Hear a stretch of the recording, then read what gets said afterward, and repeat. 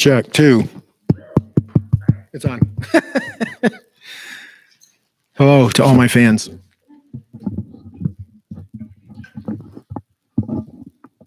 It was on, but it's just not very loud.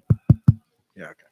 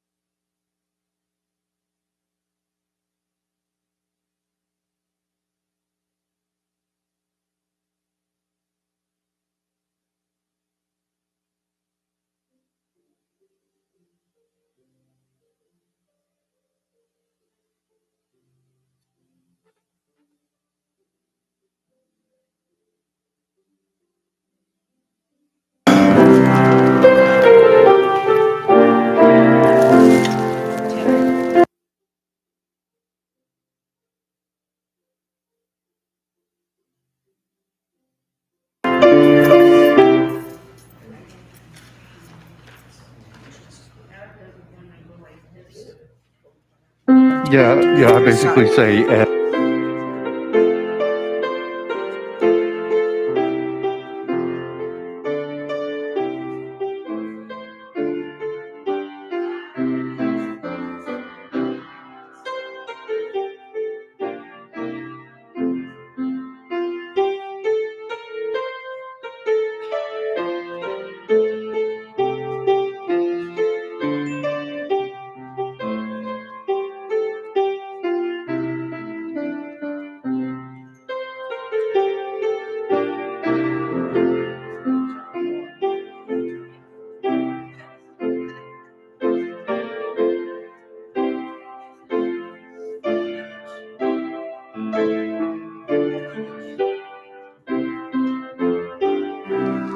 There we go.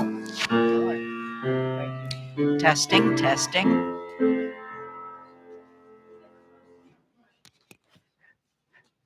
Testing, can you hear me? Yep.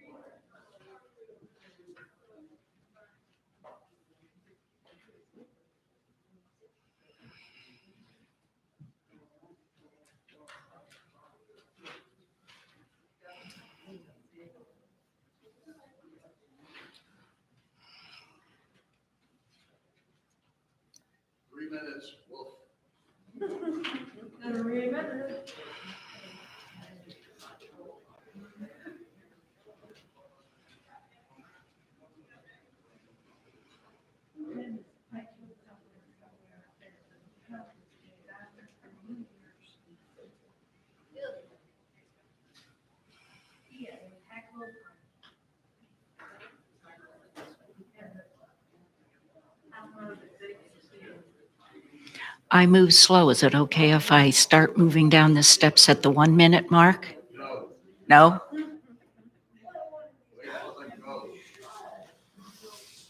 Carrie, in 2 minutes, I'm going to play this song through 3 times. That'll take 1 minute. Ah, After gotcha. I finish, you get your throat.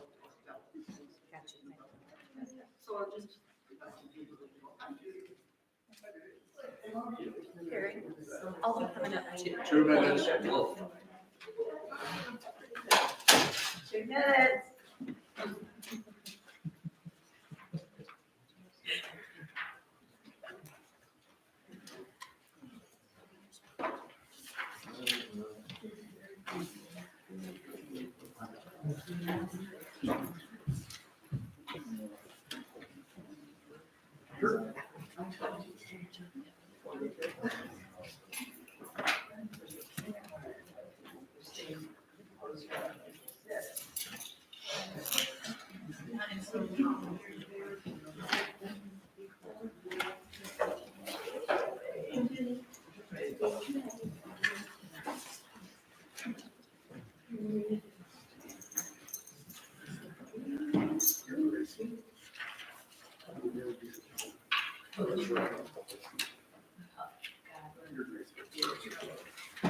One.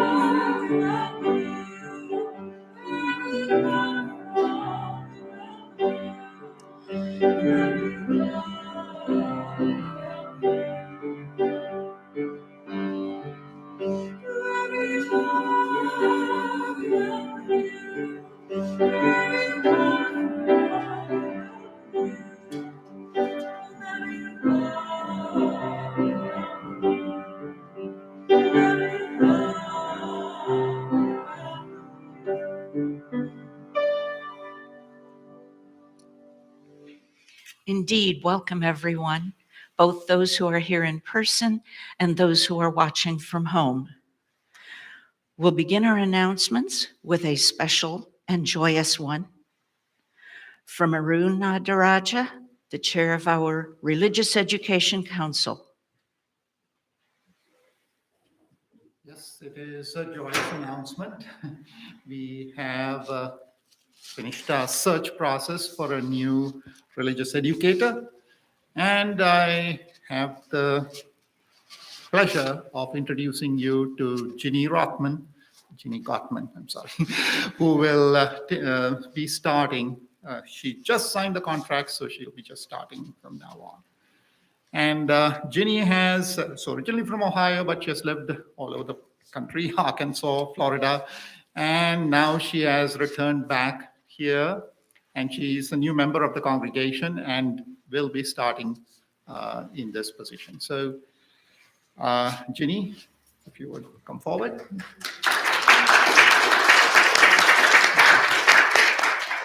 Good morning. Thank you very much for that nice welcome. Hello to everybody here and to our youngest UUs listening at home. I am very excited to be here and I can't wait to get started.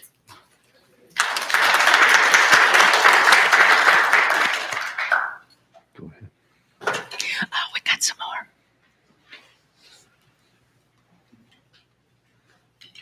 Go ahead. Our thanks to Tom Sheehan for providing our music today. A memorial service for John Davies, whose obituary you might have seen in the Blade this past Thursday, will be held here in the sanctuary this coming Saturday at 1 p.m. and on our YouTube channel. You're all invited. One other announcement. Today's offering outside of pledges will benefit Guest at Your Table, a program of the Unitarian Universalist Service Committee. Now we'll begin our service with opening words from Susan Davis Archer, A Springtime Call to Worship. The earth is warming, the bird song increases, the sweeter breezes brush our cheeks, and the earth holds hope in its seeds and buds. Come, let us gather this morning with joyful noise, with warm hearts, and with hopeful spirits, for we are one with the renewal of the earth and blessedly held in the love of one another. And as Carrie comes to light our chalice, these words are by Robin F. Gray, titled Daybreak. Day breaks on our gratitude for family and friends, for the freedom to find our own truth, for the company of those who gather here, and the promises we offer one another. Let the light of day bring the grace of faith into our lives. And now also, please join me in reciting the covenant of this congregation. Love is the doctrine of this church. The quest for truth is its sacrament, and service is its prayer. This is our great covenant, to dwell together in peace, to seek the truth in love, and to help one another. Our opening hymn this morning is number 38 in your gray hymnal, Morning Has Broken.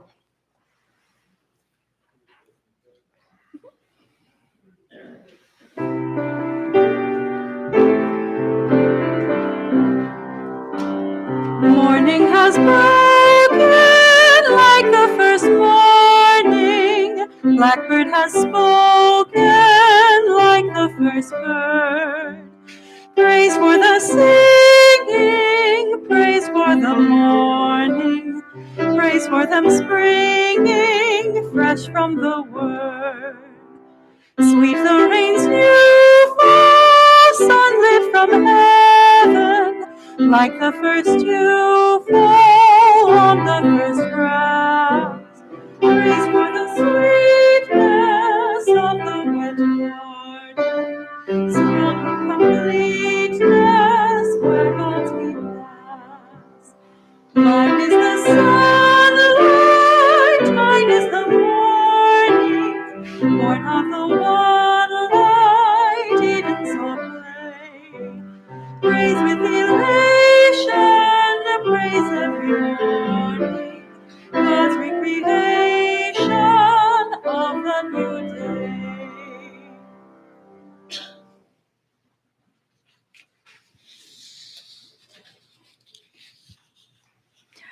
Our story today, Sophia's Guest by Becky Brooks.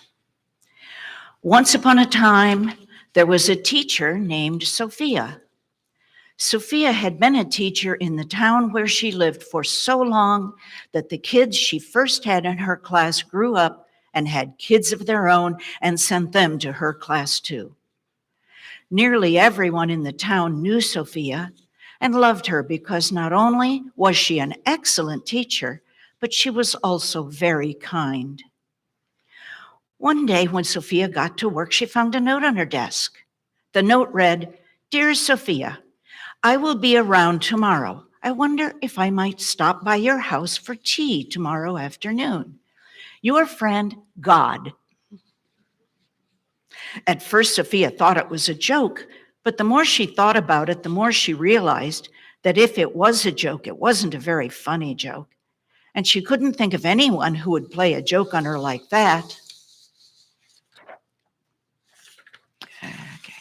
Then she thought, what if it wasn't a joke? What if God really was going to come to her house tomorrow afternoon? Sophia thought she should get ready just in case. On her way home from work, she stopped by the store and bought one of those mats people put out on their porch saying in big letters, "Welcome." When she got home, she cleaned her house from top to bottom. She brought in fresh flowers from the garden and put them in a vase in the living room. She cleaned and cleaned until everything was sparkly. In the morning, Sophia realized she didn't know what God liked to eat. So she baked bread and made a casserole and fruit salad and baked some cookies too. And what about the tea? Did God like hot tea or iced tea? She thought she better make both. And what if God's favorite thing in the whole world was lemonade? She thought she should make some of that too. She was so nervous. She didn't know what to expect. Just then there was a knock at the door. Sophia's heart went pat, pat, pat. She took a big breath, opened the door slowly, and on the other side was the mayor of the town. "Hello, Sophia. I was walking by and smelled the delicious fresh baked bread." Sophia said, "I'm so glad you're here. Come in, come in. I am expecting a very important visitor who you might want to meet. Please come in and make yourself at home." Sophia and the mayor sat having a nice discussion when there was a knock at the door. Sophia's heart went pat, pat, pat. She took a deep breath, opened the door slowly, and on the other side was a group of children from her class. "Hello, Miss Sophia. We were walking by and noticed the smell of fresh baked cookies." Sophia said, "I'm so glad you're here. Come in, come in. I am expecting a very important visitor who you might want to meet. Please come in and help yourself to some cookies." The children were giving the mayor some much needed advice when there was a knock at the door. Sophia's heart went pat, pat, pat. Deep breath, open door. It was the entire Women's Covenant group from the church. "Hello, Sophia. We heard the tea kettle and laughter and thought you might be having a party." Sophia said, "I'm so glad you're here. Come in, come in. I am expecting a very important visitor who you might want to meet. Please come in and make yourself at home." All afternoon, people stopped by Sophia's house, lured by the yummy smells and happy sounds. The townspeople filled her house upstairs and downstairs and overflowed into the backyard and the front yard. As they got hungry, they made dinner together and ate as the sun set and the moon rose. It was a great party. People were playing games and telling stories and baking and playing music and talking together. Sophia had such a nice time that she completely forgot about her very important guest. Even as she waved goodbye to her friends at the end of the night, she felt only contentment at having such a lovely party. In the morning, though, Sophia woke up and remembered everything. She was confused. Whatever had happened to God? All during her walk to work, she tried to figure out what had happened. Along the way, she smiled and waved to the people she ran into who had been at her party. She thought to herself that she really should do that again sometime. When Sophia arrived at work, she was surprised to find another note on her desk. It read, "Dear Sophia, I had such a wonderful time yesterday. The bread was delicious. The cookies were divine. Tea mixed with lemonade is my very favorite. Thank you for being such a wonderful host. I hope we can do it again soon. Love, God.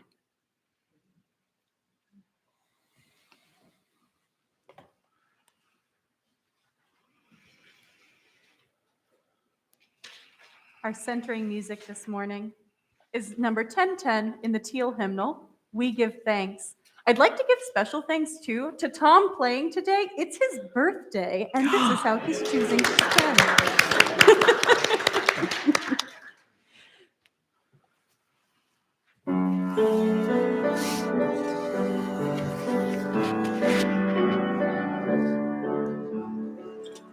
Oh, we give thanks for this precious day, for all gathered here and those far away, for this time we share with love and care.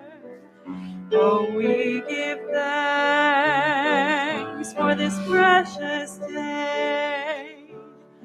Oh, we give thanks for this precious day, for all gathered near and those far away, for this time we share with love and care.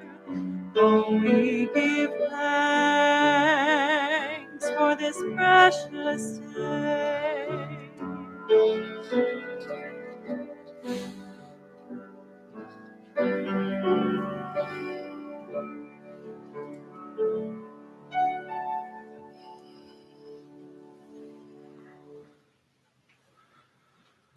Now, please join me for a time of meditation, contemplation, and prayer.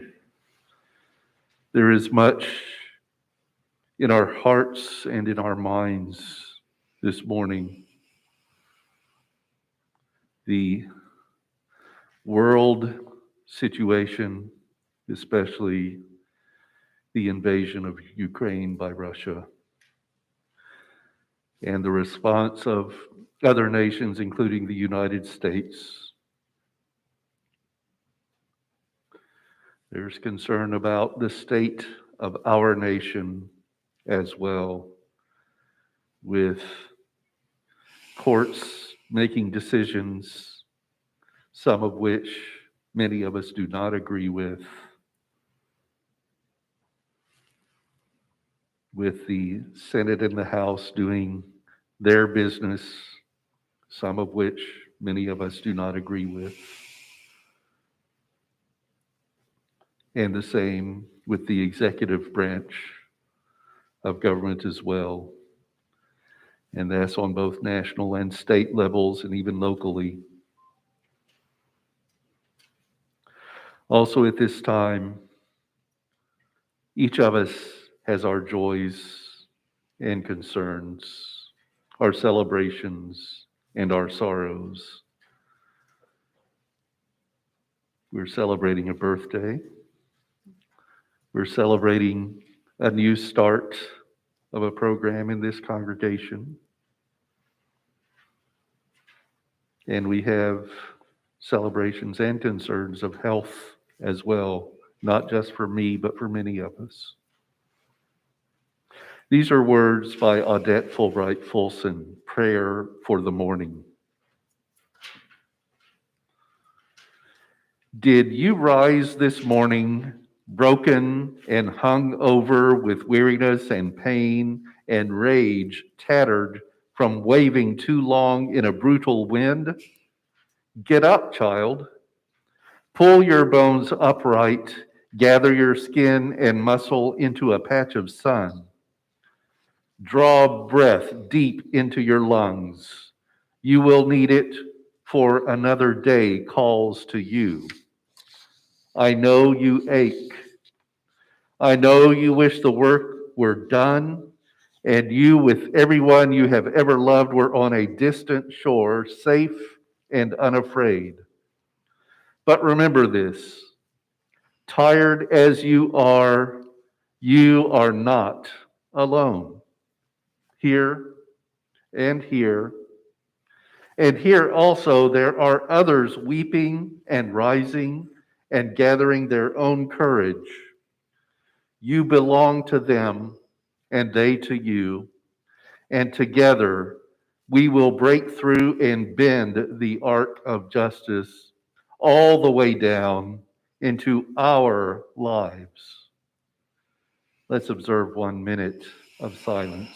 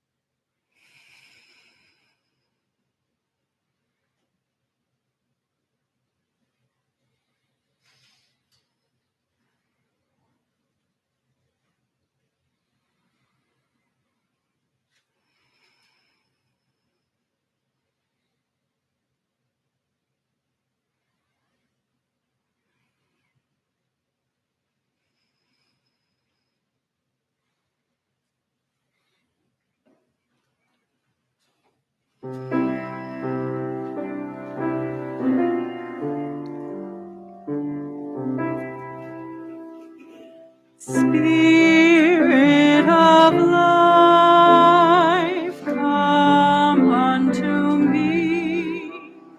Sing in my heart all the stirrings of compassion.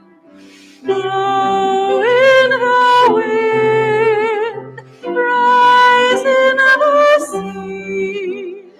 Move in the hand, giving life the shape of justice. Roots hold me close, wings set me free. Spirit of life, come to me, come to me.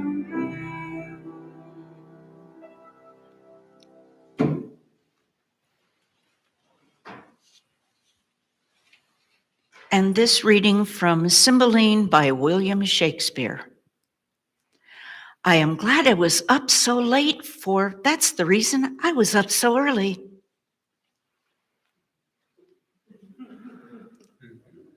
Today is the beginning of daylight saving time. We were supposed to set our clocks 1 hour forward at 2 a.m. You stayed up for that, right?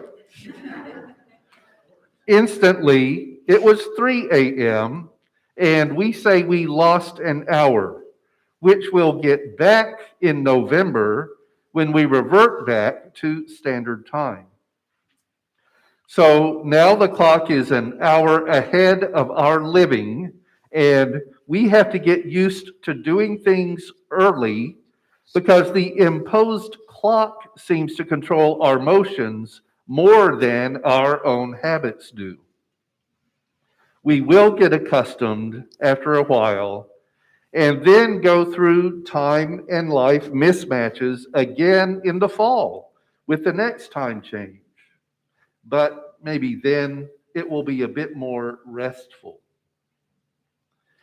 In this time, though, how might early work for us, be instructive to us? We have examples of people for whom earliness is standard. Look at religious, contemplative people who regularly rise before dawn to pray and meditate. And we have stories of those religious living long lives and seeming happy in their vocations.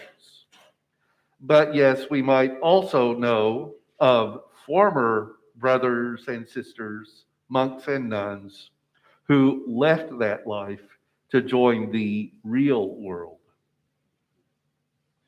Can earliness serve your Unitarian Universalism?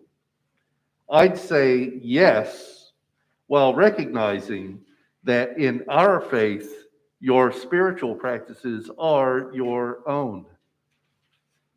We're in the Christian season of Lent right now. And that's a reminder that we all could be more spiritual, more attentive to the way we live our faith, our religions.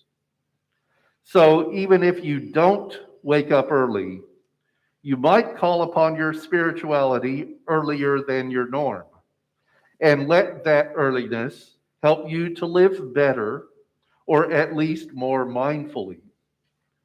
Just don't fall into the habit of observing earlier, checking it off your list, and moving on. Instead, live your spirituality more in the day by starting early, and let compassion and other good aspects that also have religious ties be your guidance through life. For people who have to have earliness in their lives, of course, we can look to farmers and ranchers.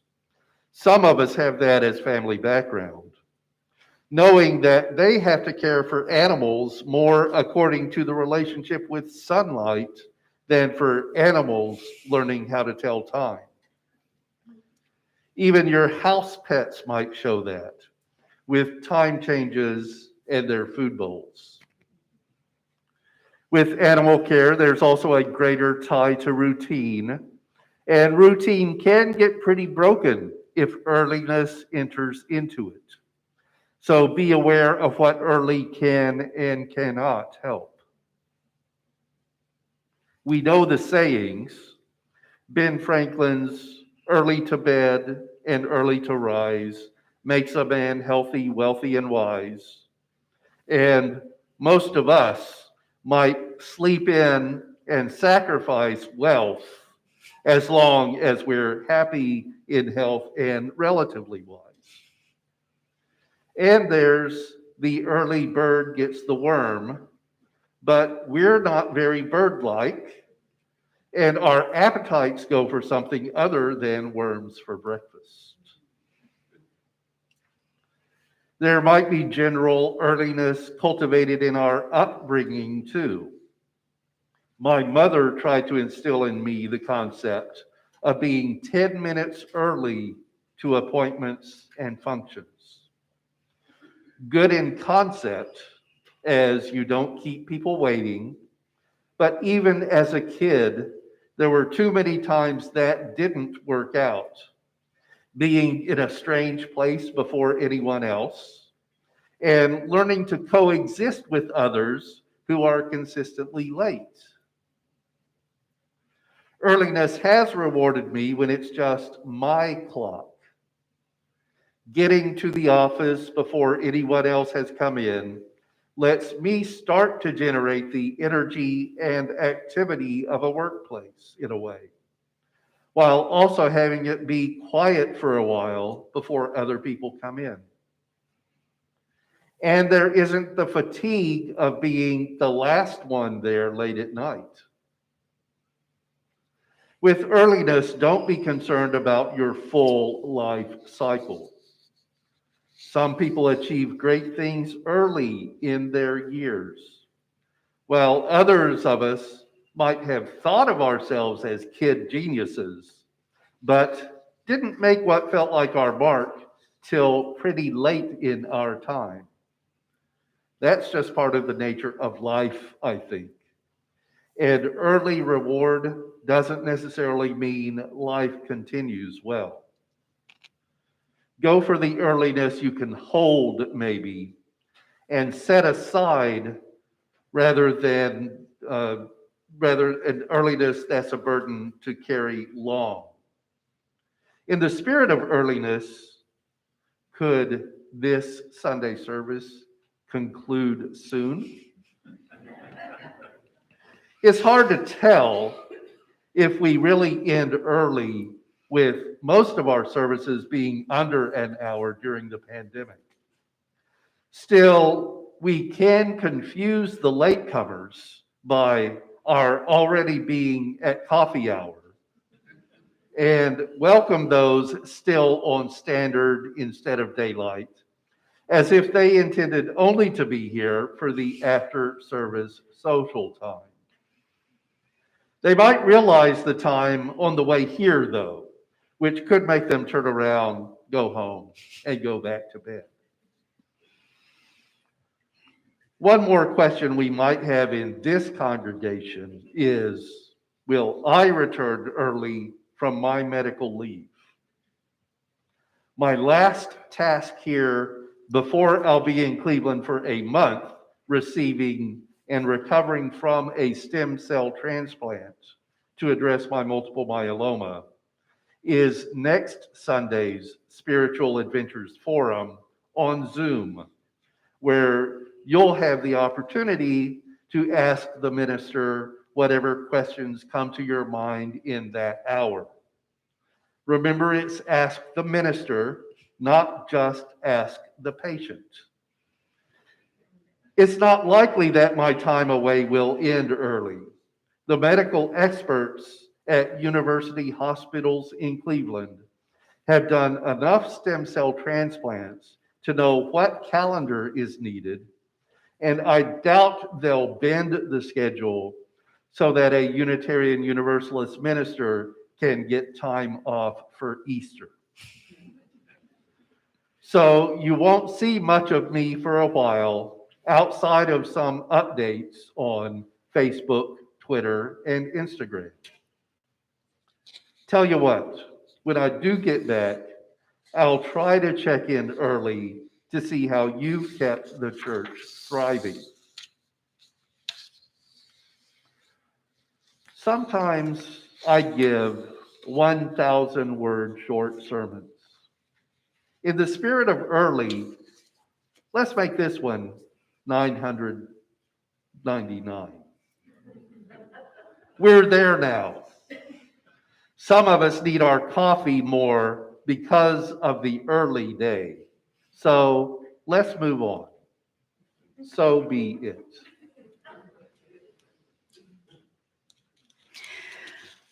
It's now time for the offering. Today's offering for all contributions except those marked for pledges or other categories will benefit the Guest at Your Table program of the Unitarian Universalist Service Committee. Consider giving just a little extra. It goes to such good work.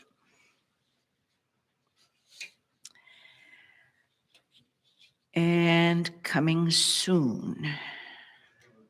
Well, first let's give instructions for giving the offering. You can give on our website, uutoledo.org. You can click on Give and then Online Giving.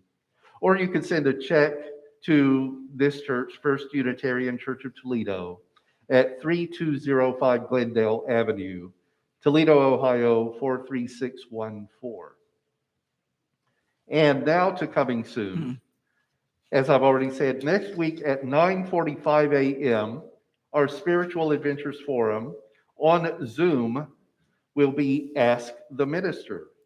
And I'll be the minister who will be receiving those questions. And then the 11 a.m. Sunday service is one of two services over 2 weeks on widening the circle, which deals in part with the upcoming proposed eighth principle of Unitarian Universalism, which has to do with anti-racism, and as well the Article 2 Study Commission, which is a Unitarian Universalist Association commission that is examining our 7 principles and purposes and figuring out what to do as we go forward. They could say they're fine as they are and keep going, though they have promised somehow to incorporate the 8th principle as well. They could rewrite the principles in some way. Perhaps it would not be a numbered list, but something else. It could even be the 7 principles in a different numerical order. We don't know what they're doing, but there are resources to look at UUA.org about the Article 2 Study Commission. And the service next week, the first of two on Widening the Circle, will have our commissioned lay minister, David Strickler, speaking on Make Croissants, Not Donuts.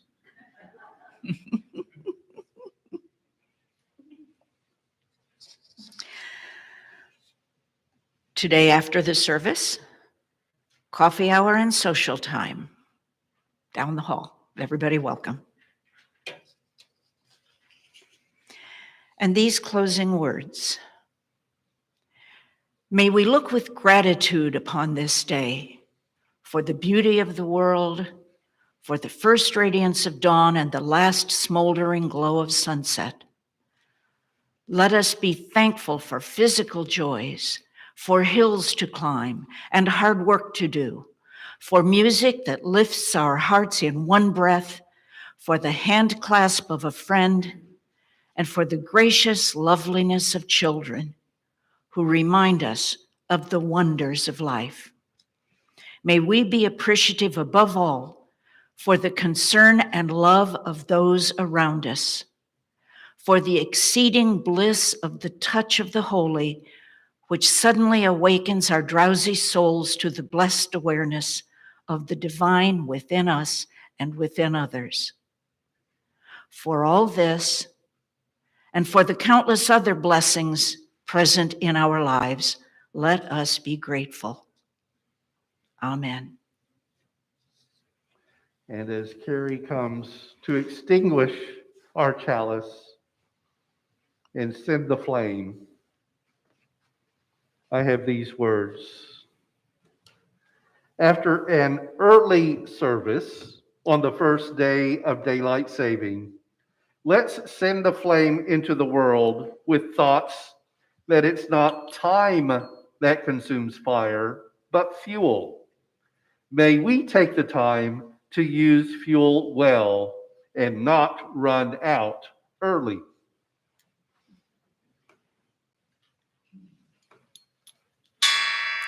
Ooh, noisy.